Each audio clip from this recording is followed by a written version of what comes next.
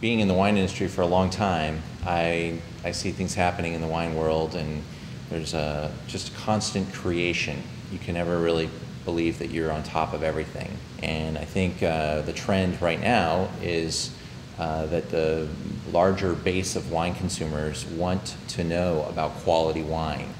And you could see it happening 10, 15 years ago with a shift in wine sales going towards more upscale wines. Now the consumer interest and the wanting to learn about that product, the passion side, wanting to understand the story in the bottle is there. We do not sell wine, and that's the difference between Learn About Wine and the traditional model of wine education. But I believe our customers like that and like the unbiased part of the experience, and the unique part of our experience. Well, selfishly, the most fun part of my job is that I get to taste some of the greatest wines in the world.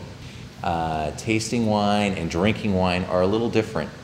I do spit for a living, and it's absolutely cool to spit. I really love to show people the difference between New World and Old World wines. New World wines have that bright forward fruit and tend to you can label them by the name of the varietal because they have the ripeness the warmer climates bring on. Old World wines tend to be named after the place where the wines are grown, and they smell a little bit more earthy, so it's appropriate. White wine and red wine can be served very close to the same temperature, and I like to do that, and then if the wine seems like it might be a little better, cooler, bring it down, putting it in the ice. Red wine, it's going to be better at a cooler temperature and letting it warm up a little bit in the glass. Like coming right out of the cellar, it's just so neat to see it kind of wake up as it hits that warm air.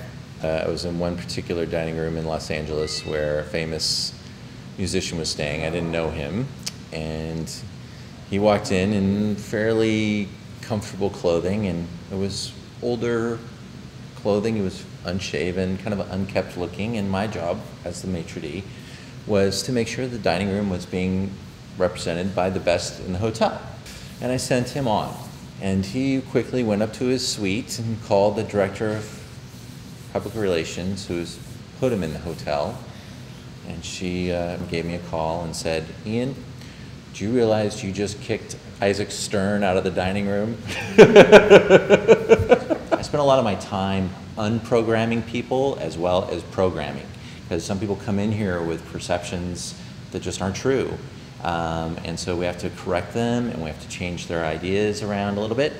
Plus, I like to deliver information that's healthy for the wine industry, such as the benefits of screw cap, the benefits of drinking wine in small quantity and appreciating quality rather than quantity, and appreciating white wine. A lot of people come into my classes, I only drink reds, and some people say life's too short for white wine, those type of things.